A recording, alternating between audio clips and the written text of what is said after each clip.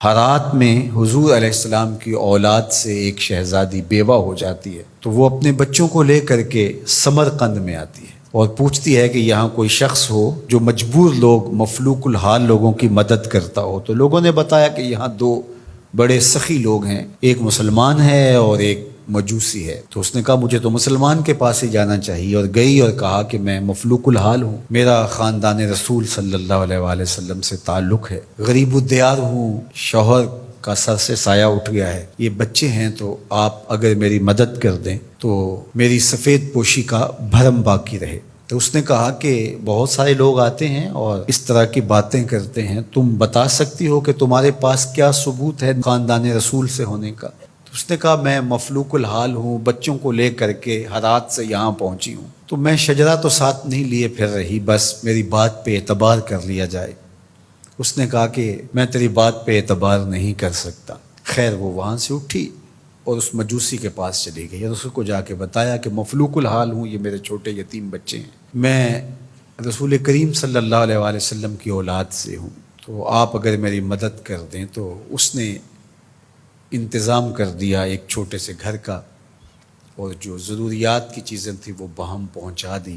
یہ بھی سو گیا اور وہ مسلمان تاجر بھی سو گیا۔ ابن جوزی لکھتے ہیں کہ جب رات ہوئی تو اس مسلمان تاجر نے، سخی نے، خواب میں جنت کے منظر کو دیکھا کہ ایک خوبصورت محل ہے جس کے پاس حضور نبی رحمت صلی اللہ علیہ وآلہ وسلم کھڑے ہیں۔ تو یہ آگے شوق سے بھرا اور کہا حضور یہ محل اگر آپ مجھے عطا کر دیں۔ تو فرمایا یہ ایک مسلمان کا ہے۔ تو کہا میں بھی تو مسلمان ہوں۔ فرمایا تیرے مسلمان ہونے کا ثبوت کیا ہے؟ آنکھیں کھل گئیں، ماضی کا سارا قصہ ذہن میں تازہ ہو گیا، اور وہ جو لفظ کہے تھے کہ تیرے سیدہ ہونے کا ثبوت کیا ہے، وہ لفظ احساس پہ ہتھوڑے برسانے لگے اور نکال دیا گیا دربار رسالت سے۔ صبح ہوئی تو ڈھونڈتا پھرتا ہے کہ کل یہاں کوئی سید زادی اپنے بچوں کو لے کر کے آئی تھی، کسی کو پتہ ہو تو لوگوں نے بتایا کہ وہ فلاں مجوسی ساہوکار اور سخی جو ہے اس کے پاس ہے۔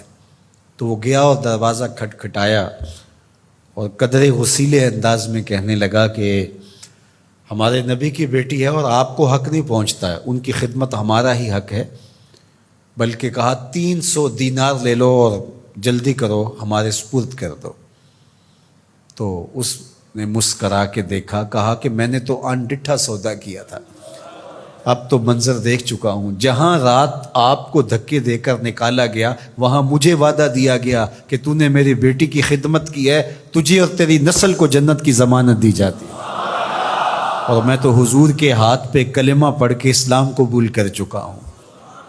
اللہ اکبر۔ نسبت رسول کا احترام، محض نسبت رسول، عمل تو بعد میں آتے ہیں۔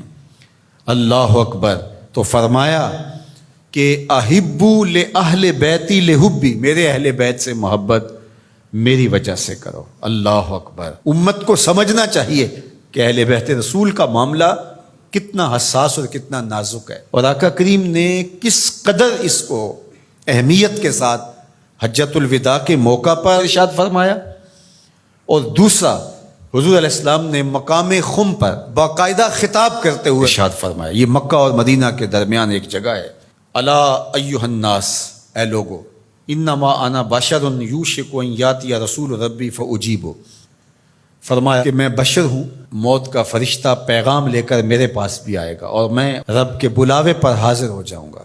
وانا تارک فیکم ثقلین، لیکن تمہیں تنہا اور لاوارث نہیں چھوڑ کے جا رہا، تمہارے اندر دو بھاری چیزیں چھوڑ کے جا رہا ہوں، جس کو میرے حضور بھی بھاری کہیں وہ کتنی بھاری ہوگی۔ اولہما کتاب اللہ، ان میں سے پہلی چیز کتاب اللہ، اللہ کی کتاب، فیہ الہدی والنور فخذوا بکتاب اللہ واستمسکوا بہ، اس میں ہدایت ہے، اس میں روشنی ہے، بس اللہ کی کتاب کو مضبوطی سے پکڑ لو اور اس کے ساتھ تمسک اختیار کر لو، جڑ جاؤ اس کے ساتھ، لپٹ جاؤ، چمٹ جاؤ اس کتاب کے ساتھ، اپنا ربط کبھی بھی قرآن سے ٹوٹنے نہ دینا، قرآن کے ساتھ اپنے تعلق باطن کو کبھی کمزور نہ ہونے دینا، اس کی تلاوت دن کے اجالوں میں رات کی تنہائیوں میں تمہارا معمول حیات رہے۔ فحث علی کتاب اللہ، حضور نے ابھارا لوگوں کو کتاب اللہ کے ساتھ جڑنے کے لیے، وَرَغَّبَ فِيهِ، اور ترغیب دی کہ اس کتاب سے وابستہ رہو، اس کتاب سے جڑو، اس کتاب کو کبھی نہ چھوڑنا۔ ثم قال، پھر ارشاد فرمایا،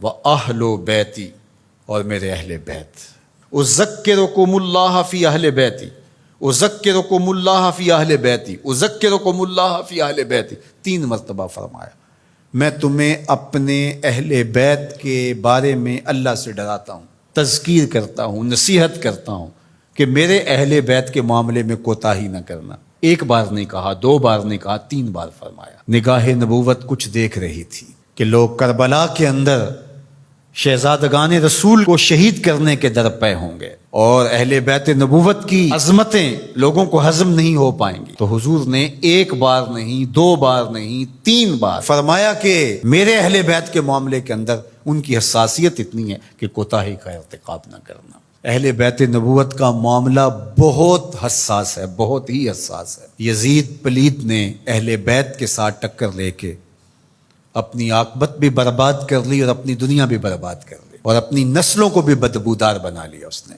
یزید کا نام بدی کا استعارہ بن گیا، دشنام سے بھی بدتر، گالی سے بھی بدتر یزید کا نام ہے۔ حضرت امام حسین رضی اللہ تعالیٰ عنہ حق کا استعارہ بن کے ابھرے، اور قیامت تک ان کا نام زندہ، روشن، سرخرو، کامیاب اور بامراد رہے گا۔ رہتی دنیا تک حسین کے نام کا جھنڈا اونچا ہی رہے گا۔ اہل بیت کے لیے دلوں میں محبت جو موجزن نہیں رکھتا سینے میں، اس کے سینے میں پتھر رکھا ہوا ہے، اس کے سینے میں کسی مومن کا دل نہیں رکھا ہوا۔ یہ پیاز تو ہر وقت سلگتا ہے، لیکن جو ہی محرم کے ایام آتے ہیں تو پھر خوشبوئیں پھیلنا شروع ہو جاتی ہیں، اور ان کے لیے دل میں جو جذبات پیدا ہوتے ہیں، اللہ اکبر، ہماری 1000 جانیں تصدق ان کے قدموں سے لپٹی ہوئی خاک پر۔